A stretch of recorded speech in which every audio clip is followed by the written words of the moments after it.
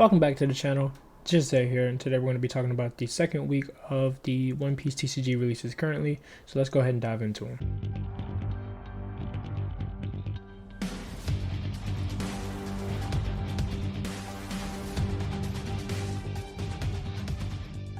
So starting off, we're going to talk about Boa Hancock. So I think it's really good for more Impel down support, but I think it really only works really good with Ivankov, considering that that ability is going to be when you have no cards in your hand at the end of the turn that you draw cards.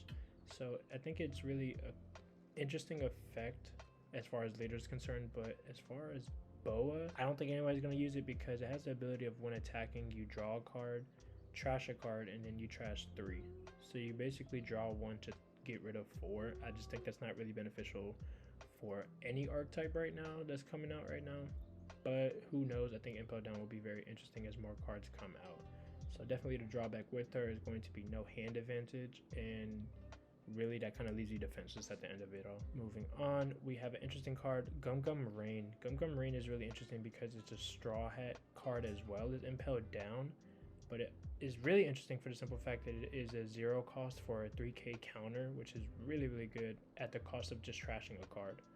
So I think with any strategy, this is going to be very good for blue because you're just trashing a card for a free 3k counter, and it doesn't just specify to characters, it is also your leader, so it's very beneficial in both ways. And then as far as the trigger, it's a little positive where it just returns a searcher or a low blocker, so nothing too crazy there.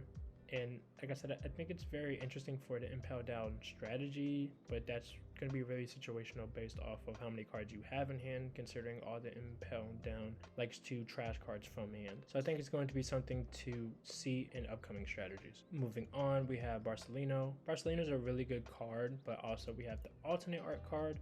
I do think the alternate art is a little bit cooler, but it's just a really nice art design. So he has the ability of on your opponent's turn, he can't be KO'd by effects.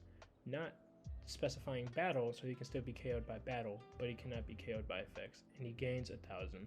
So he's going to be really beneficial as far as a big blocker for a low cost. He can't be jet pistoled and things like that, and he's really great against mirror matches as far as Marines is concerned, because all Marines KO for effects, not by battle.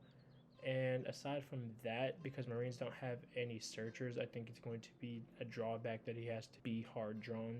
Aside from that, I think he's going to be okay of a character to be playing in a lot of Marine decks coming up. Next, we have Monkey D. Luffy. Obviously, this is a really bad sketch, so we're going to go ahead and go into what the card reveal was, which was this, and this is apparently the alternate art. And the original art is supposed to look like this. I think the original art looks sort of like any of the One Piece games. If you've played them, you're going to see Luffy kind of looking like this. But I'm going to go back to the alternate art because it just looks a lot better in its full art. So Monkey D. Luffy has a very interesting ability where he has a on play and also when attacking that you have to trash 2 cards to return 1 level 4 or lower, which is really good. But then he also gains double attack. So he has the ability to basically rid a blocker or a searcher or something that's just really pesky as a low cost. And then also has the capability, if people use it right, because it doesn't specify your opponent's characters, it could also be your own. If you want to, you could return one of your own cards that has an on-play ability or something that is beneficial to yourself and still play it again from hand. So I think it can be very situational on how you use Monkey D. Luffy, but just the fact that he's a 7k with the capability to have double attack is going to be very interesting. Like I do say, I think only right now until the Impel Down leader comes out for blue, that works really well with the Impel Down discard strategy and no hand basically strategy. Until a new leader comes out with that, I think right now it's just going to be very pay to win. You might see this Luffy in a lot of blue decks just because of double attack and it's a very strong capability, but outside of that, I think you might not see him. Next, we have a really weird card. We have Frankie Shogun. So Frankie Shogun is weird because the ability is that it also is treated as a Frankie. So that makes me to speculate that there's going to be a future Frankie tech card that's specific towards a Frankie being on the field. Otherwise, I don't really see this being a particular reason as to why that's put on the card. So that's going to be interesting to see later in the future. He also has the ability of during your opponent's turn, all your 3k or less will get an additional 1k. So I think it's going to be an interesting strategy on how people use this, considering it's such a low cost to play him, and it's not just a once per card or once per turn. So if you have more than one Frankie out, you can definitely boost a lot of your characters, considering that it specifies the original power of 3K and not modified. So with this going forward, I will probably see this in a lot of red-green laws or Luffy's, or maybe just in any red deck, considering that it's going to be beneficial for your blockers and it's going to be beneficial for your searchers, and maybe just to save a couple of your cards moving forward. Now, a weird card that was also put out was Don Quixote, and it's very weird because this is the only Don Quixote pirate card in the entire game so far. So that I have high hopes that there's going to be more Don Quixote pirates that come out. But I mean, aside from that, this is just a very vanilla blocker-ish. Nothing too special about it. There's already a Marine 2K 2-cost blocker. It's more so, I guess, it's preference if you want additional blockers. Moving on with Marines, we also have Sakazuki. So Sakazuki's okay. There's nothing too crazy about this card. He has the on play of you trashing a card to KO a 5 or less. I think he can be used very well in Marine decks, obviously, because of the cost manipulation, and you may see a lot more of him, but again, with there being no searchers, I guess, in the Marine decks, it is going to be, again, a very hard draw, and with him being 6K, maybe more of a mid-game strategy for a lot of players. Now, going back to a character that we talked about last week, we talked about Nico Robin and how she was a very okay starter, but with her not having any film green support and no green straw hats, and really only worked in Laws and Luffy, the red-green Luffy specifically, decks, that this was going to be an interesting character because it can get you a free Nami or a free Tony, and overall, just by itself, it was not really good. But with this week, we were blessed with a lot of cards that would support her. One card being specific, we have Brooke. Brooke has the ability of on play, you basically play Robin for free because she is a 3 film and a straw hat from your hand. So honestly, if it was just those two characters out by themselves, this would be really good because you're getting 2 for the price of 1, obviously, because you're just paying for the Brook and you get to play Nami for free. But we weren't just blessed with these two, we were blessed with an additional card, which is going to be Law. Law has the ability of, if you basically pay a Don, you get to return him to the hand to play a specific level 3 from your hand. Now, I think that's very interesting because if you pull it off right, you can have Brooke and Nico and him in hand and pay for 1 card to get 3. Brooke would bring out Nico, Nico would bring out Law, and if you have the additional Don, which essentially you would just need 5 Don in total, 4 being for Brooke and 1 being for Law's ability, then you can switch out Law to play an additional card from your hand for free, essentially.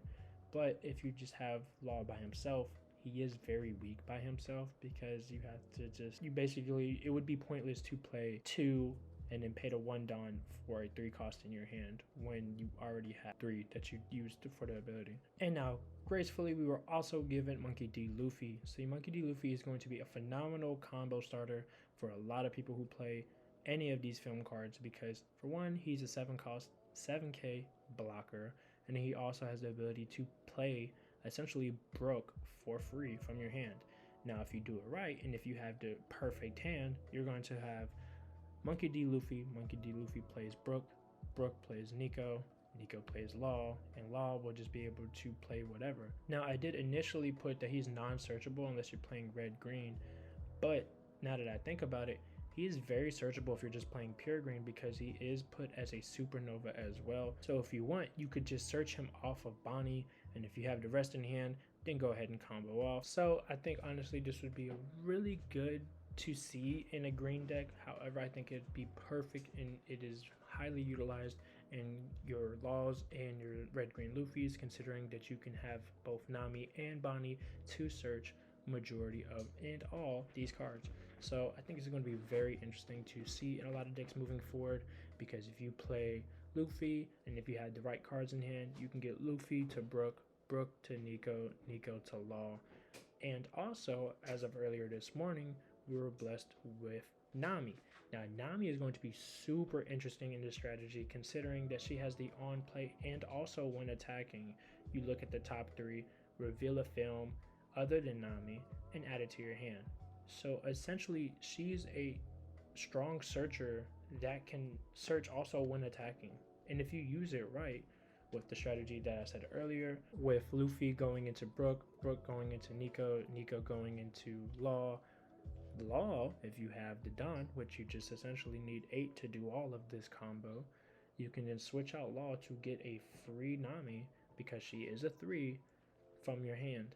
And on play, you're going to search for another film. And that's pretty interesting of a combo. And I think overall this week it was revealed a lot of interesting combos, but I think the best strategy I've seen so far released is going to be this film Straw Hat Crew, considering if you have the right hand, and honestly if you run 4 of all of these, I think you'll be pretty solid. You can have a swarmed board very, very quickly, and I think that's going to be problematic for a lot of players. And overall, I'm just super interested to see how people play the strategy. But so yeah, by all means, go ahead and let me know in the comments and tell me what do you think is going to be a very good strategy coming up forward with these cards that have been released. And if you're interested in to see a deck profile or some test matches with some of these cards in them, by all means, I'll be glad to put those together and test those out for you. With that in mind, like, share, and subscribe, and stay tuned.